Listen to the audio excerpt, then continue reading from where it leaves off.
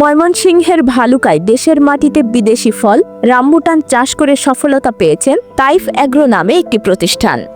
চলতি মৌসুমে 12 metric ton ফল উৎপাদনের আশা উদ্যোক্তার। রামবুটান বাগান দেখতে ও এর চাষ পদ্ধতি জানতে অনেকেই আসছেন এই বাগানে। এটি কৃষিতে এক নতুন সম্ভাবনা বলছেন স্থানীয় কৃষি বিভাগ। ময়মনসিংহের ভালুকা থেকে মোহাম্মদ হুমায়ুন কবিরের পাঠানো তথ্য ও চিত্রে বিস্তারিত। ময়মনসিংহের ভালুকা উপজেলার এক প্রত্যন্ত গ্রাম বিরুনিয়া ইউনিয়নের গোয়ারি এলাকায় বিদেশি ফল রামবুটান চাষ করে ব্যাপক সফলতা পেয়েছেন তাইফ অ্যাগ্রো নামে একটি প্রতিষ্ঠান।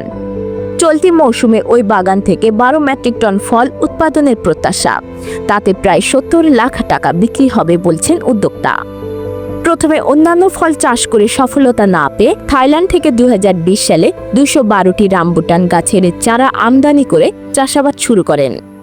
রামবুটান বাগান দেখতে ও এর চাষ পদ্ধতি জানতে অনেকেই আসছেন এই বাগানে। রামবুটান দেখতে অনেকটা আমাদের দেশীয় কদম ফুলের মতো। কাঁচা অবস্থায় এই বিদেশি ফলটি সবুজ বর্ণের হলেও পাকার পর টকটকে লাল রং ধারণ করে। ফলটির ভেতরে লিচুর মতো শ্বাস থাকে। খেতে খুব সুস্বাদু ও মুখরোচক এবং বাজারে রয়েছে এই ফলের প্রচুর পরিমাণে চাহিদা। রামবুটান দেশীয় ফল না হলেও ভালুকার লাল মাটিতে ফলন ভালো হয়েছে। ভার্মি কম্পোস্ট সার ব্যবহারে ফলন দ্বিগুণ হয়েছে বলে জানান কৃষি বিভাগের মাঠ পর্যায়ের এ কর্মী। আধুনিক কৃষিতে কৃষকদের সার্বিক সহযোগিতার কথা জানিয়েছে কৃষি বিভাগ। আমাদের এই প্রজেক্টটা, আমাদের এই বাগানটার আয়তন হচ্ছে আপনার 20 বিঘা। 20 বিঘার ভিতরে আমরা আংশিক একটা জমির ভিতরে আমরা রামবুটান চাষ করি। এখানে মোটামুটি 3-4 বিঘা, 5-6 বিঘা হবে। 5-6 বিঘার ভিতরে আমরা রামবুটান চাষ করি। বাকি জমিতে আমরা লঙ্গান চাষ করি, আর বাকিগুলোতে আমরা ধান চাষ করি, কিছু জমিতে ভুট্টা চাষ করি, আমাদের গরু আছে। তো এটা হচ্ছে আমরা রামবুটান চাষটা শুরু করি। প্রথমত হচ্ছে আমরা অন্যান্য ফল এখানে চাষ করতাম, ওগুলা দেশীয় ফল ছিল, পেয়ারা, আপনার পেঁপে, বরই। ওগুলা হচ্ছে আমরা বাজারে যখন নিয়ে যেতাম আমরা বেশ একটা প্রাইস পেতাম না, 10 টাকা, 12 টাকা, 15 টাকা কেজি ফল থাকতো। এরপরে আমরা যে আমার যে পার্টনার, দুজনে মিলে চিন্তা করতেছিলাম যে এই অল্প টাকায় ফল বিক্রি করে আমাদের এই বাগানের খরচ আমরা উঠাতে পারবো না, ওয়ার্কার খরচ, জমি ভাড়া। তো এই বিষয়টা নিয়ে আমরা অনেক চিন্তা ভাবনা করি যে আমরা পিছপা হব না।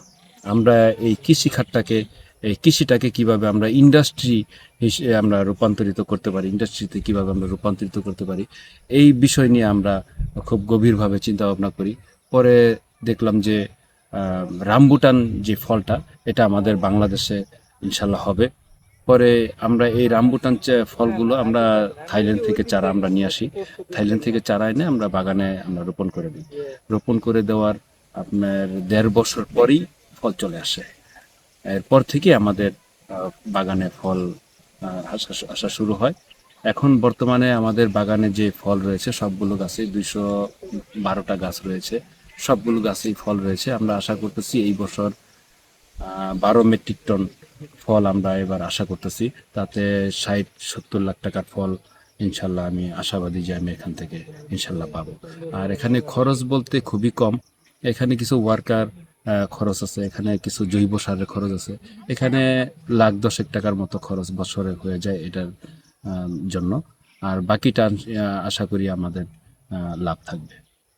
যে আমি এই গ্রামেরই আজকে ছাড়াও আগেও একবার আসছি, আমি বাগানটা দেখছি। আসলে এই বাগানটা দেখে আজকে ফলে পরিপূর্ণ বাগানটা, এবং কি সম্পূর্ণ বাগানটায় পাকা ফল একদম পরিপূর্ণ হয়েছে। আসলে দেখে আমি অভিভূত।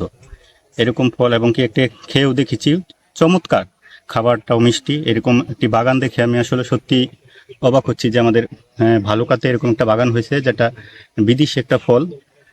আমি দেখে খুবই অনুপ্রাণিত হয়েছি। সামনে যদি ইচ্ছা আছে যে কিছু চারা সংগ্রহ করে যদি আমার জায়গাতেও যদি এরকম করতে পারি এবং কি লাভবান হয়, তা করতে পারি আমি।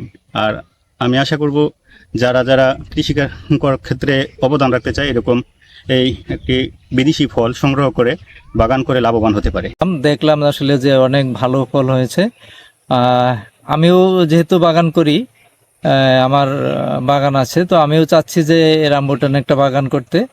তো এটা আসলেও বেশ ভালো একটা ফল, কিন্তু দেখলাম এখানে চারার দাম এবং ফলের দাম অনেক বেশি। এটা যদি আমাদের কৃষি অধিদপ্তর, কৃষি বিভাগ যদি এটা একটু সহজলভ্য করে দেয়, তাহলে যারা এই বাগানে উৎসাহী তারা এই সহজে বাগানটা করতে পারবে, এবং আমাদের এই সর্বসাধারণ সাধারণ মানুষের নাগালের মধ্যে থাকবে এই ফলের এটা।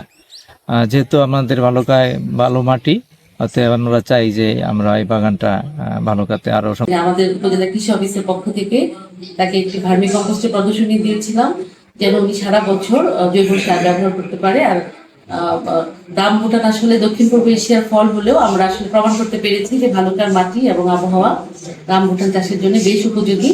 এবং যেটা বলা হয়েছে যে এসিডিক সয়েলটা আসলে খুব পছন্দ করে এই ফল গাছটি, এটা লাল মাটি যেহেতু এখানে খুব ভালো হয়। তো এখানে হচ্ছে যে জৈব পদার্থের পরিমাণ যদি বেশি থাকে তাহলে ফলন ভালো আসে। তো সেই অনুযায়ী আমরা তাদেরকে পরামর্শ দিয়েছি। এখন আসলে অনেকেই আমাদের সাথে যোগাযোগ করছে কিন্তু বাগান আকারে করা যায় বা উদ্যোক্তা হতে চাচ্ছেন। তো আমরা যেটা বলছি, আমরা এখনো কিন্তু পরীক্ষা করছি যে আসলে কিভাবে চারা উৎপাদন করা যায়। চারা উৎপাদনটা একটু কঠিন। তো আমি ইতিমধ্যে হর্টিকালচার স্পেশালিস্ট আছে আমাদের বাংলাদেশ কৃষি গবেষণা ইনস্টিটিউট এবং বাংলাদেশ কৃষি ইউনিভার্সিটি থেকে আমরা কিন্তু কথা বলার চেষ্টা করছি যে তারা যদি এখানে এসে কাজ করে চারা উৎপাদন করে দিতে পারে, তাহলে আসলে বাংলাদেশের অনেক জায়গায় এই ফলটা চাষ করা সম্ভব। আমরা ইতিমধ্যে কিন্তু বলেছেন যে এই ফল যেন দেশের বাইরে রপ্তানি করা যায়, সেই সুযোগও তৈরি হবে।